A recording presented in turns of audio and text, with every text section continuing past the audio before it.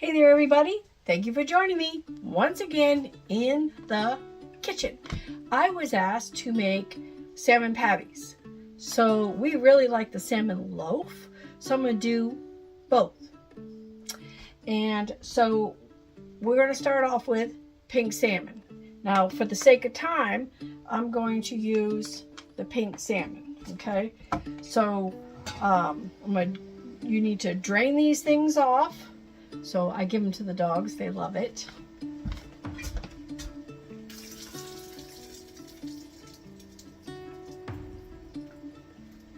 They get the juice from the fish.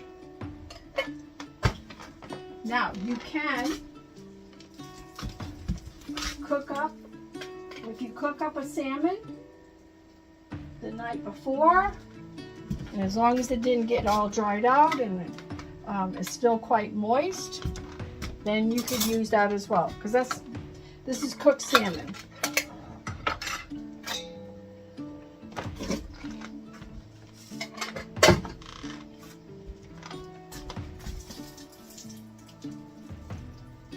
Now for patties you're only going to need 1 can or 14 3/4 ounces of salmon. I am going to do a loaf and the patties. Normally a loaf can go as for a regular meal and then the next day's lunch when we go to work. So it works out perfect. Okay, so you got a can of salmon in here. And I got a little bit of juice in here, so I want to drain that off.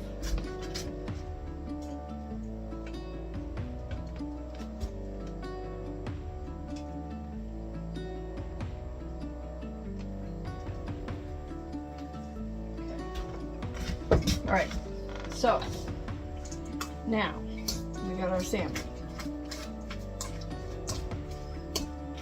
Okay, just break it all up.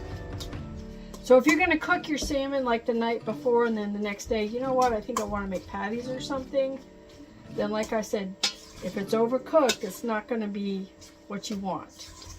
Okay, you want the fish to be moist. So we have done that, like I've boiled the salmon, or poached the salmon as you want to call it, or when I cook it in the oven, I put the tin foil over it or seal it over it so that it doesn't dry up. Make sure there's fluid in the pan, okay? All right, so now, so remember what I said, it's gonna, 14.7 ounces is good enough for 1 to 2 people. If you want to do more, then you're going to triple it up. It's kind of like what I did here. So I tripled mine up because I'm going to make a loaf and put it in the freezer for another day. So if I'm running late, all I got to do is pop it in the oven. My meal's almost ready. So same thing with the patties, okay? So we are going to put some dill in here. Now for you herb growers out there, find my dill weed right there. For you herb growers out there, I grow my own dill. So this is the time of year, so when we got our garden in a couple weeks ago, we put all our herbs in the garden, and as soon as those beautiful babies are up out of the earth and they're looking beautiful, got the leaves on them, then I'll bring it in the house, we'll dry it, and I'll get them in my jars. And I have my stuff all year long. I don't have to go to the store and buy it. So it's about a half a teaspoon to a batch. Okay? Now remember, I got 3 batches in here. So it might have looked like a bit more than a half a teaspoon. And that's okay.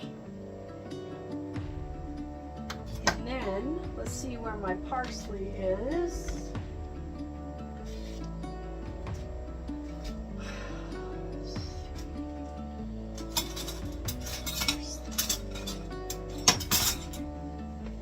Put in a little bit of parsley as well. I grow the parsley too.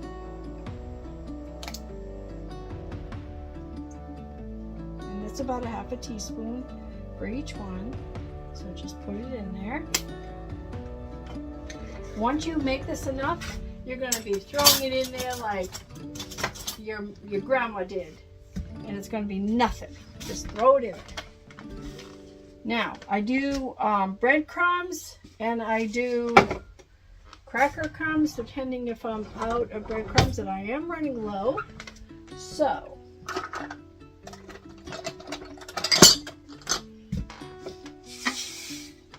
these are the seasoned breadcrumbs. Okay. I'm going to change it up a little bit. I'm going to use cornflakes. You can use crackers, breadcrumbs, cornflakes. You got your seasoning going in there. I like putting cornflakes like in a meatloaf. Gives it a nice little different flavor, kind of like a mapley flavor. So the recipe calls for a half a cup. So remember, I'm doing this 3 times.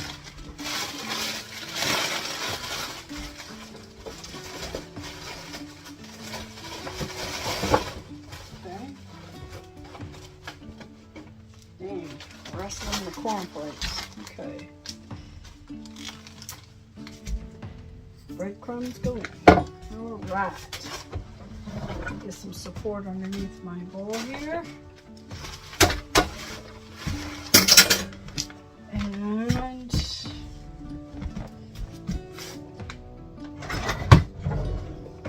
get my rolling pin out.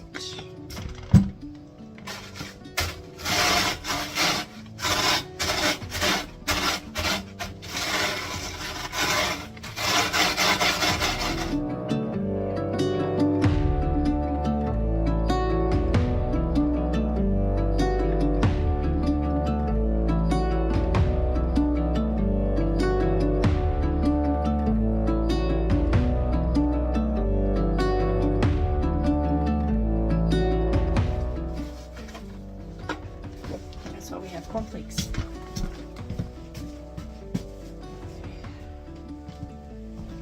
Alrighty then. Let me get my spoon. Looking good.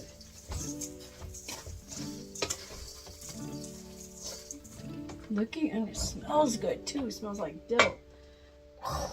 Amazing. Oh yeah, garlic.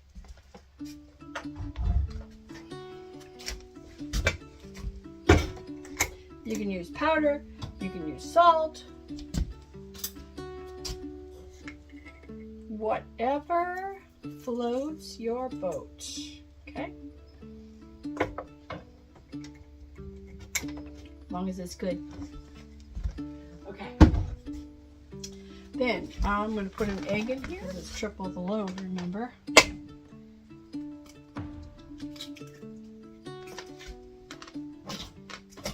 My compost bucket.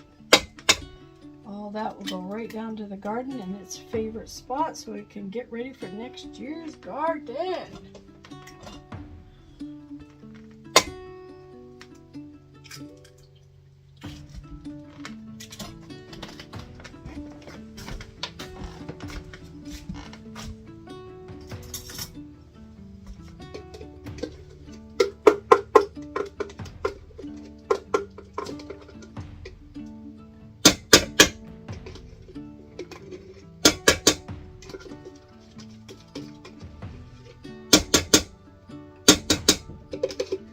Okay, I'm putting in about a half a cup of mayonnaise.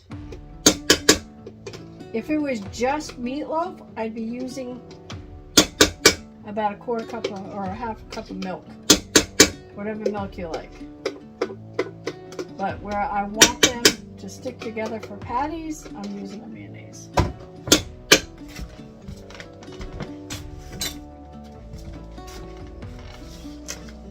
Now we're going to put some onions in here. Get this all mixed up nice and neat so it looks beautiful.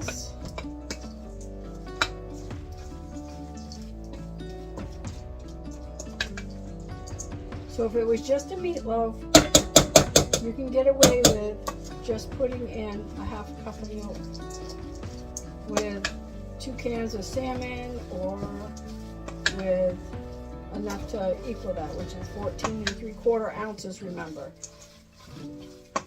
So you're going to use 2 of those cans. So if you can get, well, it's almost like almost 2 16 ounces of shredded salmon.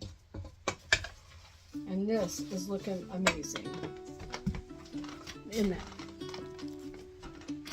Okay, now I am going to put in some onions.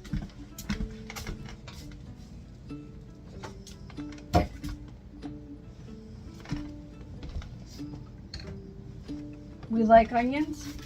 There's never too many onions.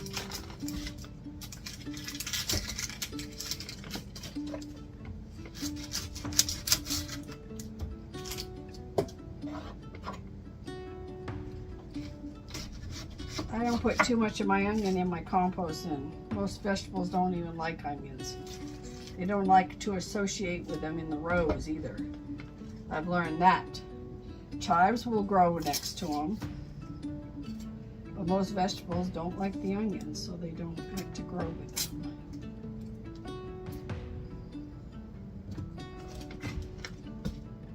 So I've learned who grows next to who. Okay.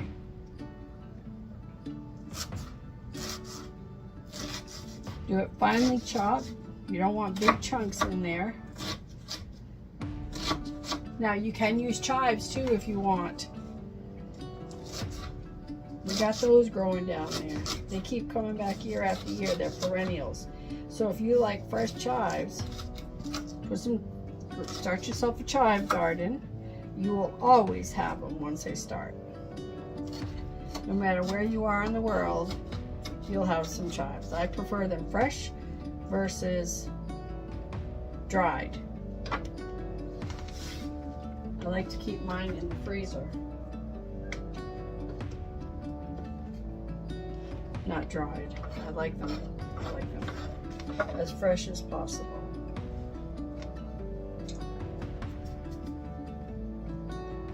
Okay, and one last thing, lemon juice. You only need a tablespoon a batch. So I'm going to put in 3.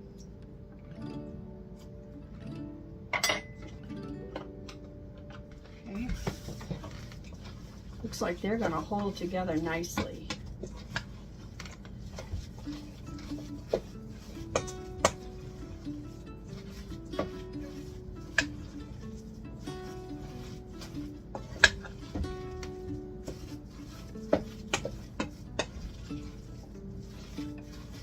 To taste,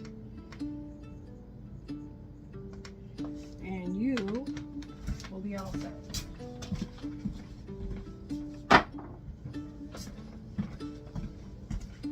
Depending on how I feel, sometimes I'll put a little Zatarain's on the subject.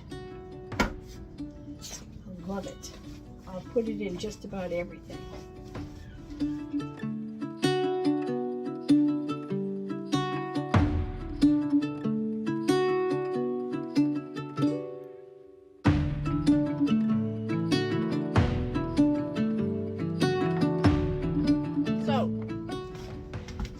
So just grease your pan and we'll put these babies on and we'll fry them up.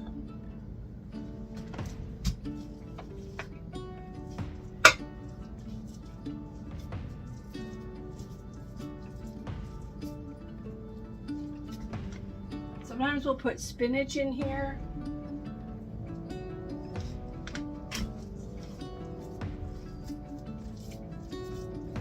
Gives it a little bit of color, like green in there. Putting bell peppers in it, that'll give it some pretty colors, like the reds and the yellows.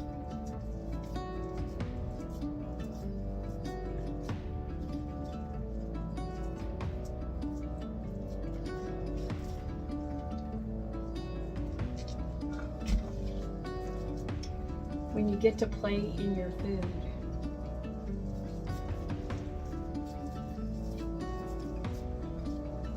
Don't you just love it when you were a kid and you got to lick the bowl?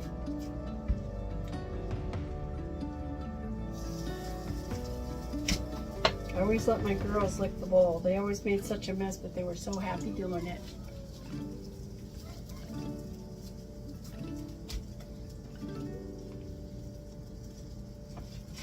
I have a cast iron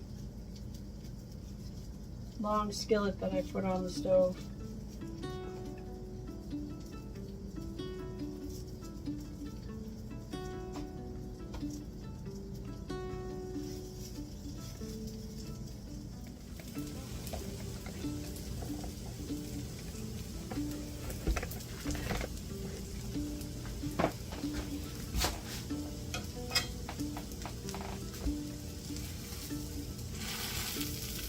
It goes great with dill sauce, which could be made with sour cream, dill, garlic.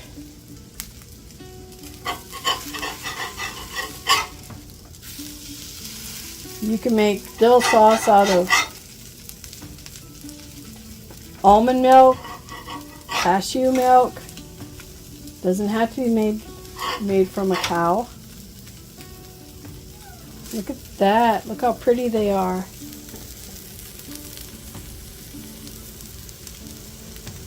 Isn't that beautiful? So easy to make. And so nutritious too.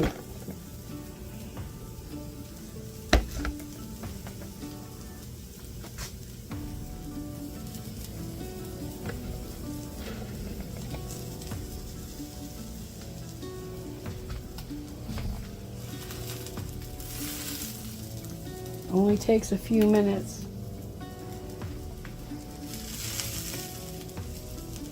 Only takes a few minutes to cook on each side.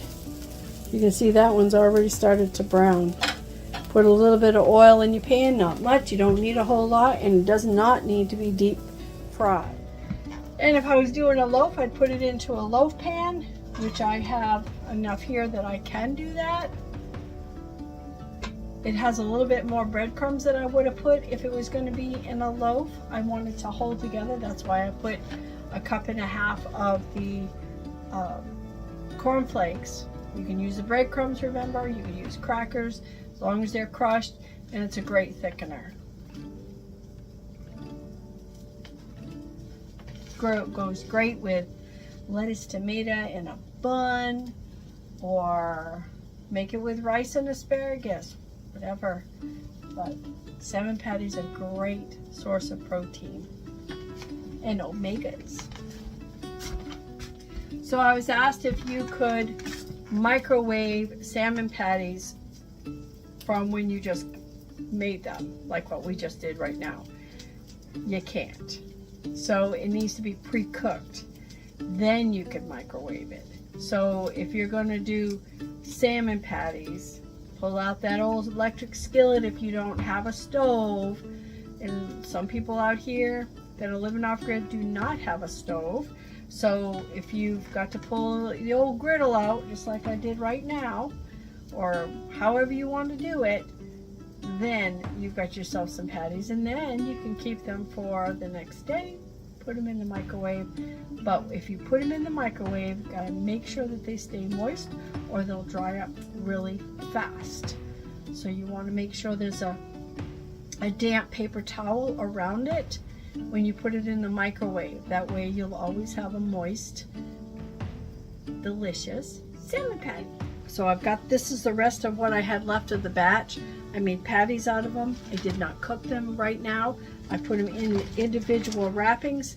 Then I put them in the freezer bag. And these jokers are going into the freezer for when we decide we don't feel like cooking anything, a big meal, because it's all ready. And there you go. Bon appetit.